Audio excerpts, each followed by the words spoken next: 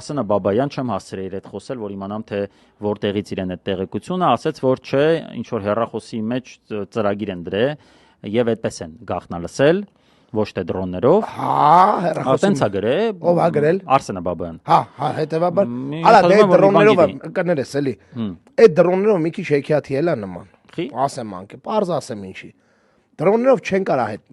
ձայնագրեն։ Ըստ էության դրոններով կարան դրսից նայեն։ Օրինակ, հիշում ես մի հատ բան էին բռնել է, Պաշտպանության նախարարի խորհրդականը մի հատ հանցավոր խումբ էր, չէ՞, բացը Պապիկյան Սուրիկի,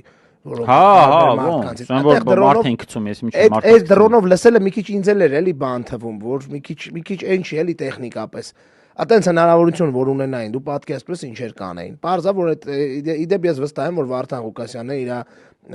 հեռախոսին այտենց շատ ուշադիր չի եղել կամ իրար շրջապատը հաստատ ուշադիր չի եղել, այդ անվտանգության տարատեսակ բաները չի անցել, էսկոմ ենկոմ ու հետևանքն եղել է